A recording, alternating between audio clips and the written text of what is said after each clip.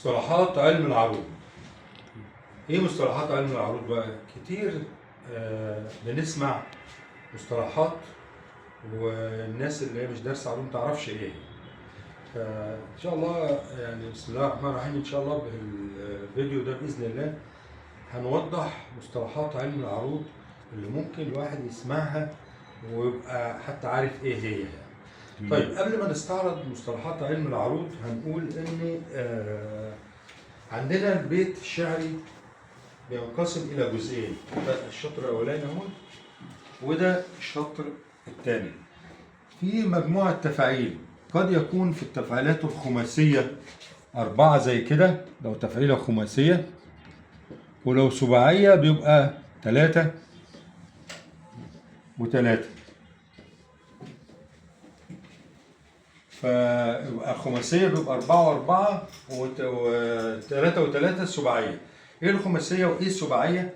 الخماسيه هي اللي عباره عن 5 حروف وخمس بيبقوا 5 حركات وسكنات، والسباعيه 7 حروف 7 زي ايه؟ فعول وفاعل، دي الخماسيه. السباعيه زي مستفعل وفاعلات وفاعله ومتفاعل ومفعولات، دي بقيه التفعيلات الثانيه سباعيه اللي هي 7. طيب لو احنا بصينا للبيت الشعري كده هنلاقي ادي الجزء الاولاني والجزء الثاني. التفعيله الاخيره هنا اسمها ايه؟ العروضه او العروض. العروضه او العروض. تبقى التفعيله الاخيره ديت اسمها العروضه او العروض لان هي مؤنثه عادي. والتفعيله ديت بيبقى اسمها الضرب. يبقى انا عندي واللي جوه هنا ده اللي قبل العروضه واللي قبل الضرب يبقى ده اسمه ايه؟ الحشو. الحشو يبقى العروضه والضرب وبقيه التفاعيل قدامها كده وقدامها كده، ده الحشو. طيب قد تسمع من حد صدر البيت، اما يقول لي حد صدر البيت اعرف ان هو الجزء الاولاني من البيت. اما يقول لي عجز البيت اعرف ان هو الجزء الثاني من البيت. اما اسمع المصراع الاول يبقى الجزء الاولاني، المصراع الثاني الجزء الثاني، الشطر الاول الشطر الاول الجزء الاولاني من البيت، الشطر الثاني هو النص الثاني من البيت، النص الاول النص الثاني، الجزء الاول الجزء الثاني. اي حاجه اول وثاني يبقى ده معروف الجزء الاولاني والجزء الثاني.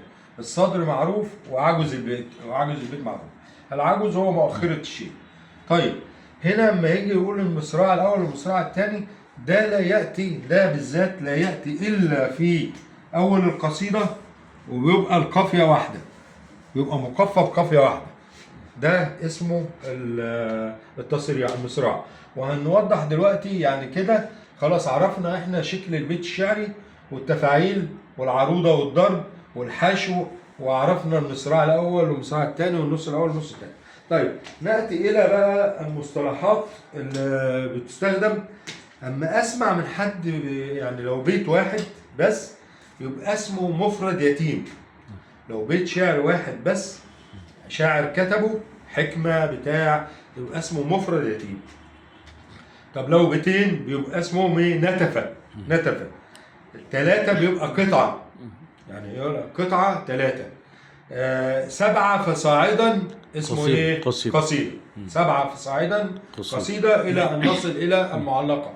الى ان نصل الى المعلقه. طيب البيت الشعري، البيت الشعري هو كلام يتألف من وحدات وزنيه منتظمه وينتهي بقافيه. يبقى هو كلام تام يتألف من وحدات وزنيه تفاعيل وينتهي بقافيه معينه. ده البيت. طب المصراع هو نص البيت زي ما قلنا الاولاني او شطره او صدر البيت او نصف الكلام اللي احنا قلناه كله.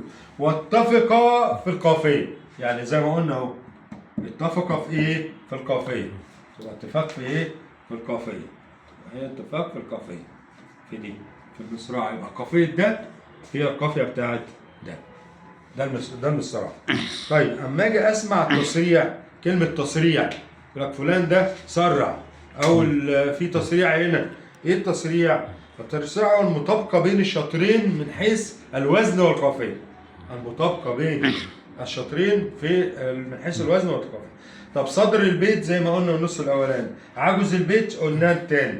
العروضه زي ما قلنا ادي العروضه اهي اخر تفعيله في الشطر الاولاني، الضرب اخر تفعيله في الشطر الثاني، اللي هو العجز اللي هو الضرب جاي في عجز البيت، والتفعيله الاخيره اللي هي الضرب. خلاص. اما اجي كلمه الحشو قلناها، يعني احنا شرحنا كل مصطلحات علم المعروضه على الكلام اللي احنا قلناه. طب البحر تكرار تفاعيل بطريقه منتظمه، يبقى تكرار تفاعيل بطريقه منتظمه ده ايه؟ البحر. البحر الشعري تفاعيل منتظمه او نغمات منتظمه بتفعيله معينه او نغمه موسيقيه معينه بتتكرر، يبقى ده هو ده ايه؟ بيديني البحر. وسمي بذلك لانه يوزن منه ما لا يتناهى من الشعر، دون ان كالبحر يخترف منه ما لا يتناهى من الماء دون تاثير. يبقى بنوزن على البحر ما شئنا وما بنقصش، عشان كده سمي بحر. القصيدة مجموعة من أبيات من بحر واحد أقلها 7. القصيدة المطلع هو البيت الأول من القصيدة، أما يقول لك مطلع القصيدة يعني أول بيت في القصيدة، البيت الأولاني من القصيدة. التفعيلة إيه؟ التفعيلة هي وحدة من وحدات الأوزان الكلية، وحدات الأوزان الكلية اللي هي التفاعيل، وهنبقى نستعرض الخريطة العرضية إن شاء الله في لقاء تاني. وهي إيقاع منتظم عن طريق صيغ صرفية تكونت من وحدات وزنية جزئية اللي هي الأسباب والأوتاد والفواصل التي تكونت منها من وحدات الأوزان الأولية اللي هي المتحرك والساكن. وإن شاء الله هيتبقى بقى أسماء البيت الشعري إيه؟ هم 10 أسماء للبيت الشعري. إن شاء الله مش هنتكلم فيهم ده عشان ما نطولش على السادة المشاهدين، عشان نشرح كل من 10 كل بيت بيبقى إزاي وشكله إيه، فهنخليه إن شاء الله في لقاء تاني. ونتمنى أن يكون المعلومة وصلت، ونشكر حضراتكم جزيل الشكر.